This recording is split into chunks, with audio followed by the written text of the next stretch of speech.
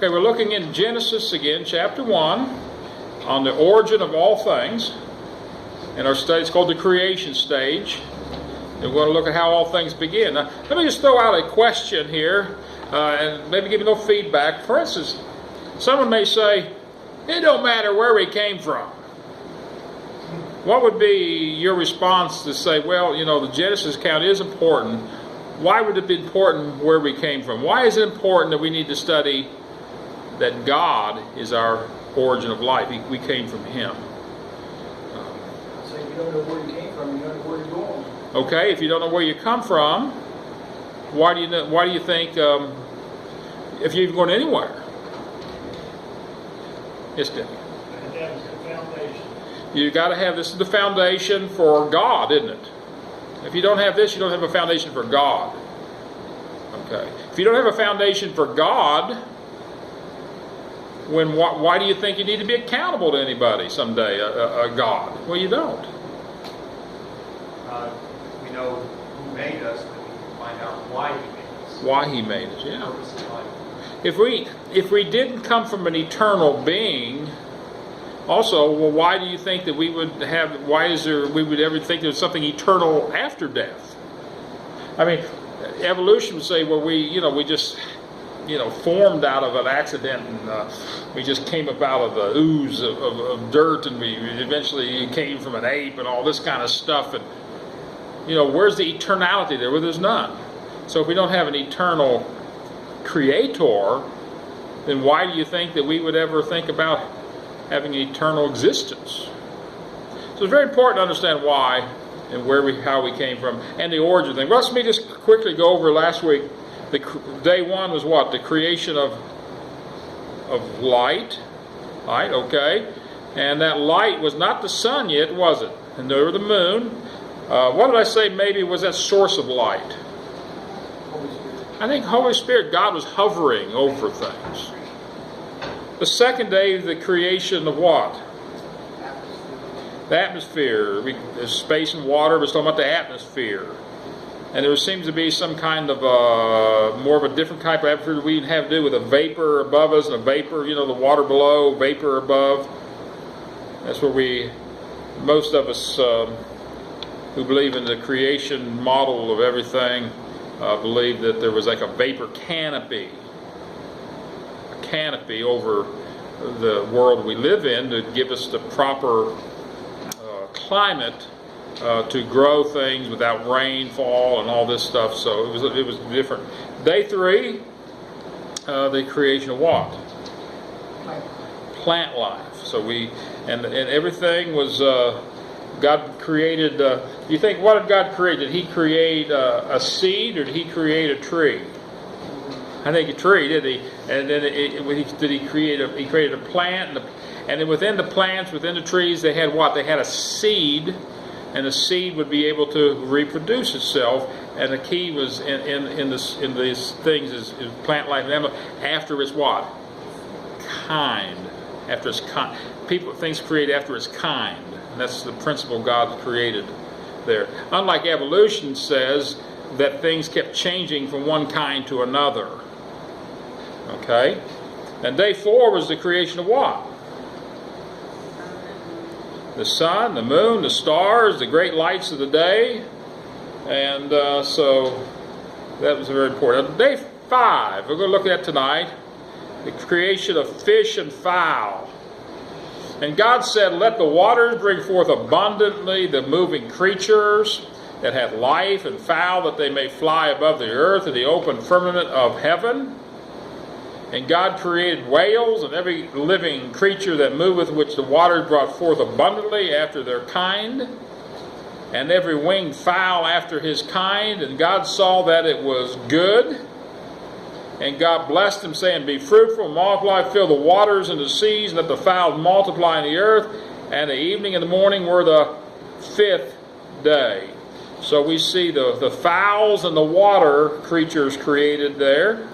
And here's an interesting little thing about the size of some of the things God created and how He did. On this day, He created fowl and He created water creatures. Now look at the contrast is seen here from the tiny hummingbird to the massive blue sperm whale. Okay, a hummingbird's as big as your little finger. Now look at how big the whale is. It's not generally known, but the blue sperm whale is longer and heavier than a modern Boeing 737 jet passenger plane. The whale can reach a length of 110 feet and weighs 150 tons. Unbounded by gravity and with abundant supplies of food, whales grew into the largest creatures that ever has lived, far larger than dinosaurs. Next to a blue whale, a brontosaurus would seem like a hog beside a hippopotamus. A blue whale can grow to 100 feet and weigh more than 2,500 people. Its tongue is 10 feet thick and heavier than an elephant. Some arteries are big enough for a child to swim through. The half-ton heart has walls 2 feet thick and pumps 8 tons of blood. And this is actually, here it shows where the statistics of these. Could you imagine that how big that is? And you wonder how, whatever swallowed Jonah, was it a whale or some fish he prepared or whatever? They're plenty big enough, aren't they? What's that? There should be enough room in there. Plenty of room, isn't there? Yeah. So that's just a little bit of understanding of God's creation. And when God created things, He was the ultimate creative mind. I mean, who would ever thought of creating so many different types of birds and so many different types of fish and the fish life? He even diversified that. The whale's actually a mammal. And then there's other whales that have gills. They're like more of a mammal animal. They come up for air. So God was very creative. So this was created on day number 5. Now day 6, the creation of land animals and man. Okay? The land animals and man. And God said, "Let the earth bring forth the living creatures after this kind, cattle and creeping thing, and beasts of the earth after his kind." That's the key to that. After his kind. And it was so, and God made the beasts of the earth after his kind, and cattle after their kind, and everything that creepeth upon the earth after his kind. And God saw that it was good. And so the key is God created things to reproduce after its kind. Things do not change from one kind to another, which evolution says things kept changing from one kind to another. Now they never see that. They can never put anything together for that. But they have to come up with something to prove their existence outside of God, so they come up with this other scheme. And God said, "Let us make man," okay? And there's a key. When we're studying the Trinity, we'll look at that word again, the "let us." That's a plurality there of a word. So we see the Godhead in Genesis. "Let us make man in our image, after our likeness." Okay? So that's as we've seen the distinction now. See, man is different from the other created mammals, the animal life. But which evolution teaches what? We're just a higher form of that animal life. That's all they teach. We just lucked out and become who we are, is what they teach. We got lucky.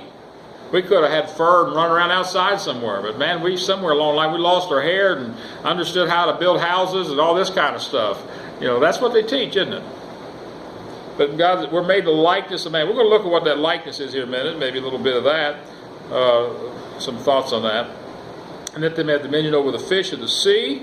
And so man had dominion, authority, over the fowl of the air, and over the cattle, and over all the earth, and over every creeping thing that creepeth upon the earth. So God created man in his own image. The image of God created he him. Male and female created he them.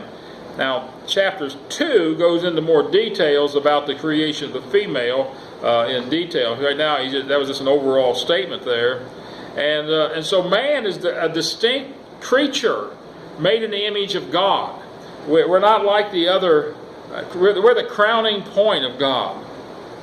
And so, let me just read there a couple things about this. Man immediately becomes the highlight of this day and the entire creation week. Notice the divine account of this act. We looked at it, and God said made in his image. And how was man made in the image of God? And one of the key things is probably number 1 here, perhaps because of man's trinity. Man's a trinity. God's a trinity, Father, Son, and Spirit. Man consists of spirit, soul, and body. 1 Thessalonians tells us that, and the very God of peace sanctify you wholly, and I pray you whole spirit and soul and body be preserved blameless unto the coming of our Lord Jesus Christ. And there's other verses there about the body, soul, and spirit. And so we are a trinity. There's a material part of us you can see, the body, and an immaterial part you cannot see, the soul and the spirit. Now the body is very evident. You know, it's physical. It's where all of the organs we have is there, the bones, the muscles. And then within that body lies the soul. And I sort of see as the soul is we have the more of a self-conscious of who we are and conscious of one another and being able to communicate and to relate to others. The spirit is basically, I think, is the consciousness of God. You know, we have a God consciousness. We know that's very evident in the heart of man. The body is, when it dies, it goes back to the ground to the dust. The soul and spirit, you know, it departs. You know, the soul and spirit's the eternal part. All right?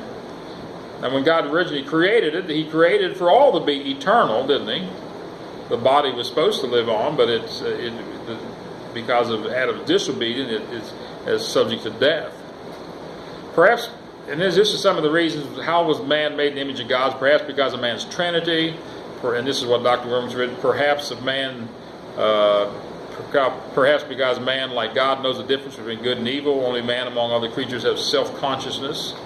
You know, an animal really doesn't have the, you know, good and evil thing. You know, they just function. You know, they function with the innate abilities, and they eat and drink and die. They don't worry about good and evil, you know, and all that kind of stuff. It's different from us. And so he talked about some other things. The fact that one day, perhaps God had in mind the future work of Jesus when He took upon Himself the body of a man. You know, Jesus one day would take on the body of a man. And, you know, and that would be very evident, very much the way God planned it, because He made us in His image. You know. And so when Jesus came to take on the body of a man, He was taking on the form from the image that He created us like. Okay? One of these days, perhaps God had in mind the future life of the believer, and all Christians shall be like Jesus. One of these days we shall be like Jesus. And how do we know? We know what Jesus. Well, we know what we're going to be like in the future, in eternity. You know, we're going to have a body. It's going to be like Jesus. You know, we know what He's going to be like when He comes. So we're going to have a body that's eternal. Then it goes on like Jesus' body is. So that's some of the ideas there. So I think, you know, we think about the Trinity of man, the body, soul, spirit. I think that's the key there, where we got this God consciousness. You know, we have this ability to relate in eternity, the good and evil. You know, we got emotions, we got will.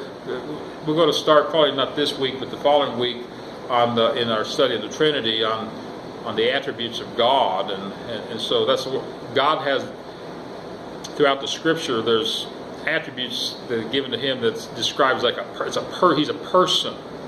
Okay, we'll look at those things, and so we have the attributes like that too. We have attributes that distinguish us from all other things. We're a person. We're not a thing. We're not just a mass of some kind of material. We have emotions, we have a will, we have all this stuff. So that's the idea of the image of God. Now the image of God after the fall is going to be muchly marred, but all people are the image of God. Even the worst of the sinners you see out there anywhere, they're made in the image of God. Now the image has been marred, but the image has not been taken away. It's scarred, but it's not been lost. Even the worst of sinner has that soul, he has emotions, will, a God consciousness, and so that's something we have to remember. he was made in the likeness of image. He was made in the image of God and possessed the highest kind of life. Here's what it is: plant life possessed unconscious life. Animal life possessed conscious life, and man alone possessed a self-conscious life. So we're the highest of God's creation. And let me go back here to the last part of this. And then on the seventh day, God rests from his work schedule. It says on the seventh day, he rested from all his work which he had done. So 6 days, on the seventh he rested. Here's a little bit, this is the only place where God is described as resting. And then, sin was soon in the picture, and the entire Trinity would become involved in redemption. The rest of God didn't last too long. The rest, what is it? Why did he describe rest as? Was he just wore out from all the work that week? Why is that describing God resting?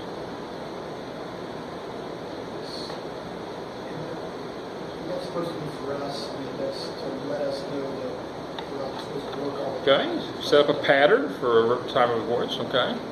He gives a sense that he can appreciate his work. Okay, that he appreciated. I think one of the ideas it was to show that he was finished. Creation was done. What he did in those 6 days, the seventh day was rested. He was completed.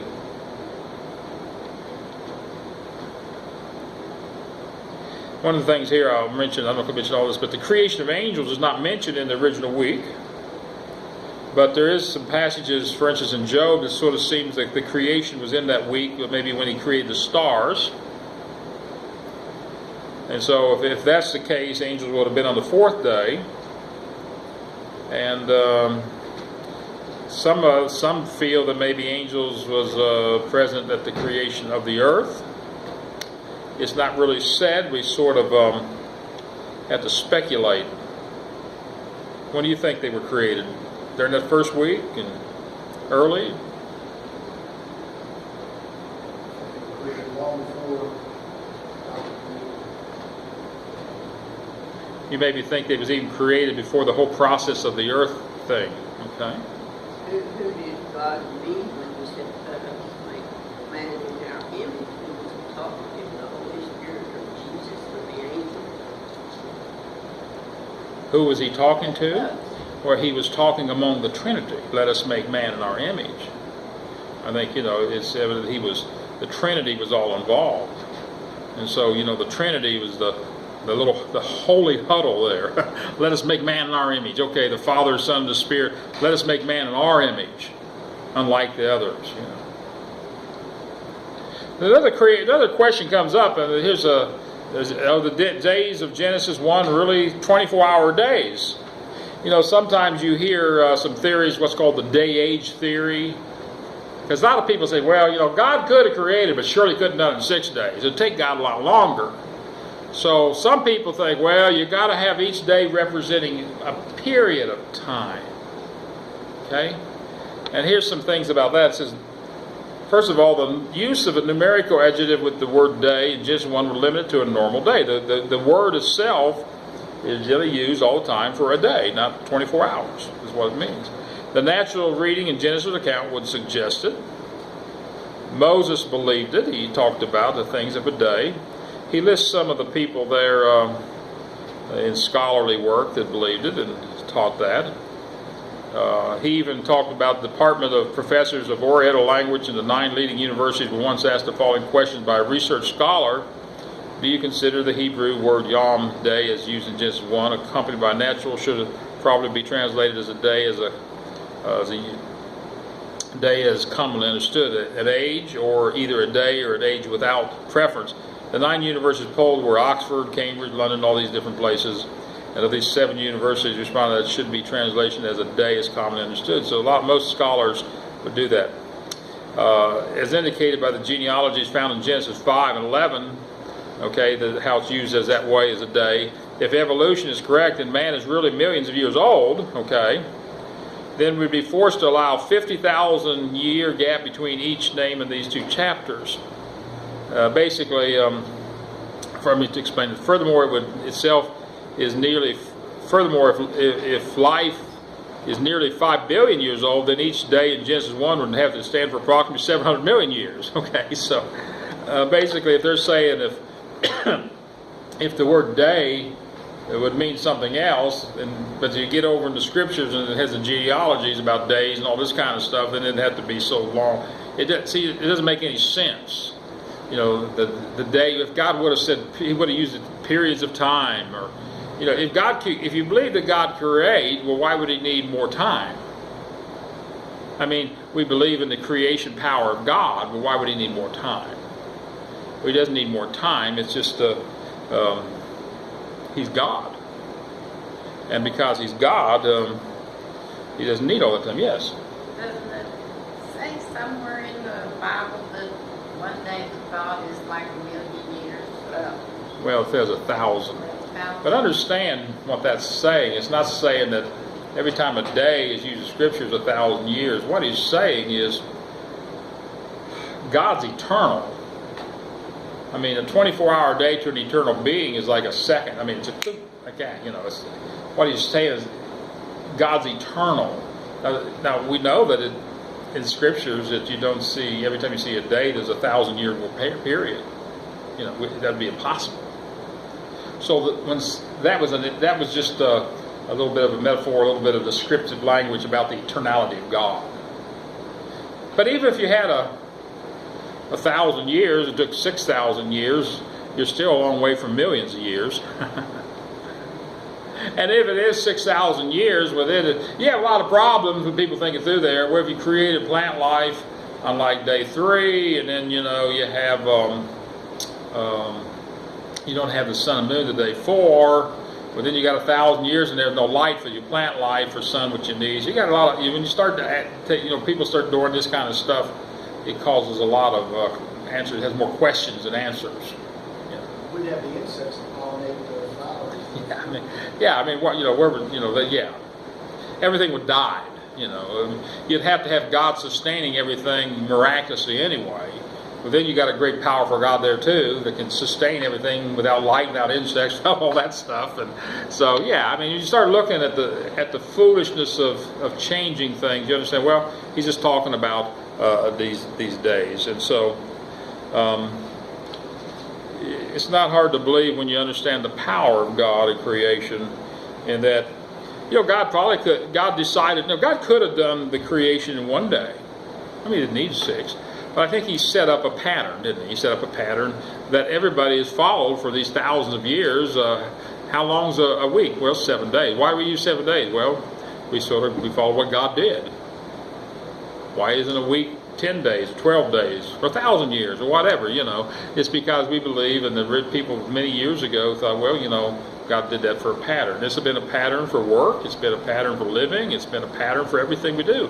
God set it up later as a pattern for worship and everything. In the Bible, anytime God used the number 7, isn't that significant? Yeah, most of the time that word 7 there has the idea of a completion, but perfect. And so God said, we're going to use this is going to be and God so set it up. I mean, He could have used any numbers to make perfect, but He decided to use 7 as that number of perfection throughout Scriptures, it seems to be. So what we have here in that first week, we have 6 days of creation and 1 day of rest for God to say it's complete, and then there's that 7th day became the idea that man needs to rest and worship and appreciate God and to give God, acknowledge who He is. So that's Creation Week. Now, next week we'll look at some really neat things. I'm going to be looking at the creation of really chapter 2 breaks it down a little bit more, just looking at Eve and that creation and what was all involved there. And I've got some really neat things about some areas of in the creationism. We're going to discuss the gap theory. What's that? We're going to see a little bit about that. And we'll discuss some how huge the universe is, and so you can it's just blow your mind away when you see I got some good things on that. So we'll hopefully get into that next week. That take care of this first part tonight, and we'll go into the study of the Trinity.